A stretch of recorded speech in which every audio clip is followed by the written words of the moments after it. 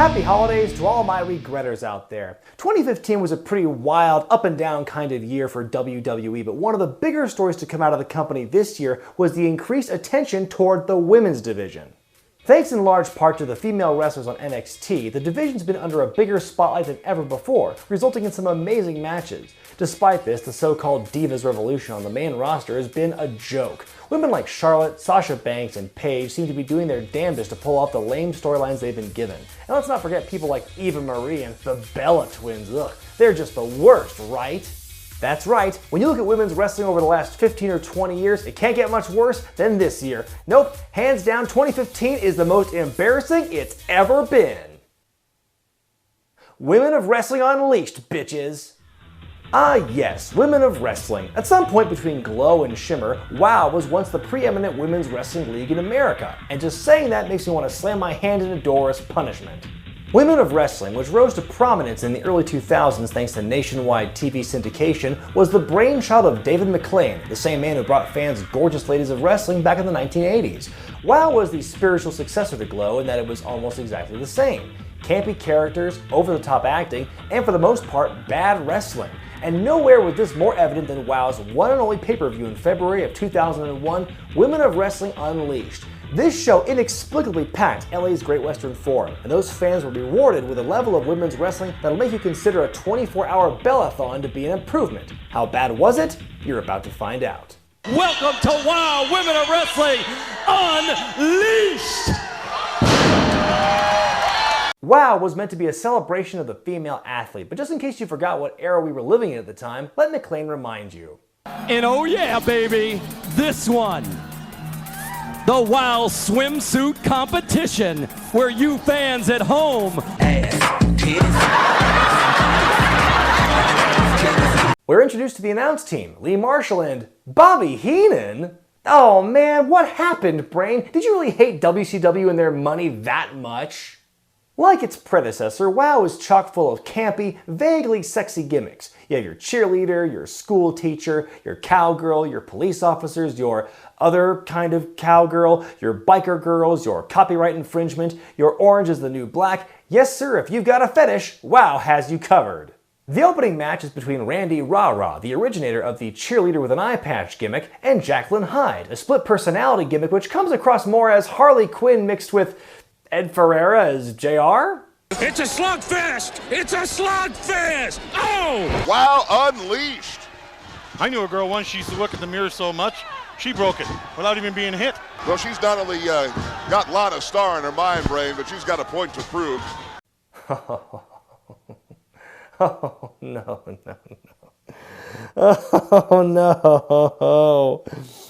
It's not going to be this bad for the entire show, is it?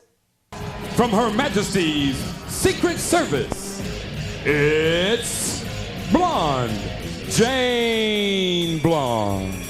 Should this woman really be flaunting her role as a secret agent in front of everyone? Kind of negates the whole secretness of it.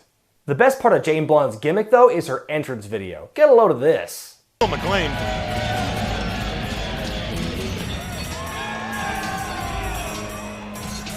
Isn't he gorgeous? Jane Blonde. She straight up makes that guy explode. That's badass. That's a move they wouldn't even do for Wrestling Society X. Later on in the show, we have a tag team match featuring a woman named Caliente.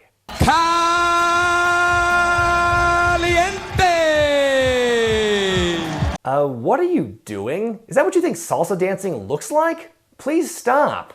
She and her partner are taking on a team called the Asian Invasion, and you'll never guess how their theme begins.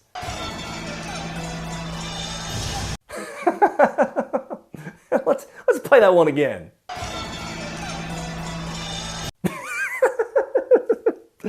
This was still acceptable in 2001, people. So up next is a match between One More Time. How?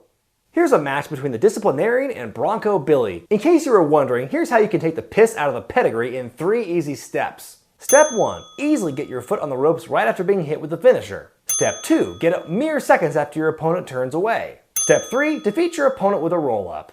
Something tells me wrestling history would have gone very differently if Booker T went this route at WrestleMania 19. I am not amused. Oh, give it a rest. The disciplinarian may have lost the match, but she got the last laugh on Bronco Billy. I've got a little surprise for you, Bronco. I bought your ranch. What? She bought the farm. Why would a teacher buy a ranch? What would you do with that property? How could she even buy it on a teacher's salary? I thought that's why she was moonlighting as a wrestler in the first place. Here we have a hardcore match between Riot and Wendy Wheel. Riot's cutting a promo at the start, but I just can't hear what she's saying on account of her voice and derpy face. I said, are there any rioters in the house? After a grueling battle, Riot set up her finisher by laying a metal pizza pan down in the middle of the ring and completely missed her target. But that was her plan all along, cause she crazy! The world title match featured former champion Terry Gold looking to get her belt back against Danger, a woman who combined Triple H's love of spitting water with the Dudleys' love of putting people through tables.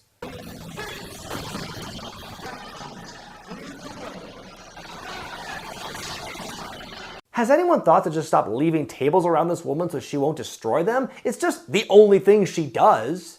Terry Gold won back the title in a surprisingly short match that kind of made her look like a chump. That crazy girl Riot showed up to attack Danger, who was promptly pinned by Gold. The new champion appeared to be completely unaware that she was given an assist. I would look ahead to future TV episodes to see if it turned into some kind of storyline, but I just don't care. The show also featured a splash match, the goal of which was to end the match by hitting your opponent with a top rope splash, except it didn't. A tag title match which featured the sickest burn of the night. The Harleys can hardly wrestle. They go hardly talk. And after this match here, they go hardly walk. And a four-way match where the loser got her head shaved bald. In this instance, it was ice cold. Cue Ball City, sweetheart. Oh no, oh no!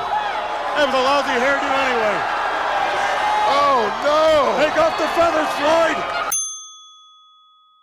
But enough about that noise, it's all about the main event, a cage match pitting Thug and Selena Majors, and Jesus, look at the size of that cage! It would be a decade before the Hell in a Cell looked that ridiculous. The triple-decker cage in Ready to Rumble was more subtle. For its sheer brutality, this match was easily the best of the night. Unfortunately, a match that should be remembered for the actual competitors is probably best known for something else. But before we talk about that, let's talk about a trend on this show that was even bigger than the lame storylines and gimmicks. The ref bumps. Good lord, so many ref bumps on this show. You can sneak one of those into a show for dramatic effect, maybe two if you're lucky, but before the main event there were at least 3 or 4 ref bumps across 13 matches. That's way too much. Jesse Hernandez, you were a referee on that show. How could you justify working an event with so many ref bumps? Work is work. Well, can't argue with that. Back to our cage match. The referee is already getting the crap beat out of him, so he tries to scale the cage to get away from the wrestlers. Then... I'm not sure. All I know is I've never seen a referee. Look at this. Oh my God. Oh. Congratulations, Opie. You've officially killed the magic of the ref bump. Oh, and by the way, Selena Majors lost the match and took it out on guest enforcer Terry Gold, no doubt setting up an angle for the future that would lead to some whoops, never mind. And that was Women of Wrestling Unleashed. This was by no means a Divas Revolution, but something was revolving all right. The Fabulous Moolah in her grave, and she wasn't even dead yet. What the hell did I just spend the last 3 hours watching? These matches make Jenna Maraska and Charmel look like Gotch and Hackenschmidt. They make that god-awful Jackie Gata match look like Midnight versus Rock and Roll. The match quality did get better and more interesting as the show went on, but the one problem throughout is that nobody sold anything. No one seemed capable of delivering the proper emotion or physical reaction that matched giving or taking a move. The only people who sold worth a damn were the referees, and they shouldn't have been in a position to sell anything to begin with. A referee shouldn't have taken the biggest bump of the night. Was the product cheesy? Was the wrestling iffy? Was the audience likely bribed for coming to the show? Abso-effing-lutely on all counts. But WoW was actually pretty entertaining because of those things, not in spite of it. This particular brand may have set the female wrestling movement back at least a decade, but it was still mindless fun. I'd much rather see women with corny yet clearly defined gimmicks than women with bland personalities who can't make up their minds as to whether they're face or heel. And now that WoW is back from hiatus, who knows? Maybe we'll get a chance to see another wild and wacky pay-per-view event sometime in the future. Boy, wouldn't that be a Christmas miracle? Be sure to thumbs up this video, comment below, subscribe to Wrestling with Regret, and buy the t-shirts at ProWrestlingTees.com. I'm Brian Zane, wishing you a very happy holiday. The gorgeous ladies of Wrestling, we're all champions.